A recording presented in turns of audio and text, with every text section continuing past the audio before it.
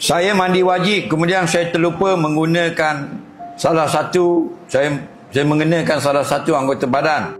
Selang beberapa jam saya teringat, adakah perlu mandi wajib semula atau bagaimana? Baik. Dia mandi wajib. Bila mandi wajib, rupanya dia terlupa basuh sebelah kaki yang kiri. Contoh, sebelah daripada peha ke bawah. Okey? Dia hanya sampai basuh kaki kanan, time basuh kaki kiri, bini dia panggil cakap gitu gini, terlupa sambung. Dia pun sesalah pakai baju apa semua.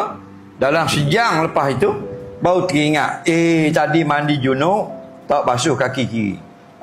Jawabnya, kena mandi semula ke atau macam mana? Jawabnya ada dua pendapat ulama. Pendapat yang pertama, kena mandi semula, kerana lama sangat dah. Faham lagi?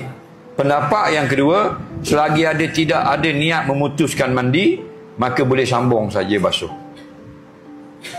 Okey? Boleh sambung je basuh. Maksudnya bila teringat kaki kiri tak basuh lagi, maka dia pergi sambung kaki kiri saja basuh. Tak payah mandi semula. Nampak? Kerana apa? Kerana mandi tadi tidak sempurna. Makna mandi, sailanul ma' ala jami'il badani biniyatin. Ratakan air sekalian badan dengan ada niat. Tiba-tiba niat ada, rata dah ada, kaki sebelah tak kena, tidak sah lagi, maka wajib basuh, sempurnakan saja. Kerana apa? Kerana mandi dia tidak seperti solat. Solat kalau tinggal rosak habis. Faham lagi? Adapun mandi boleh sambung saja.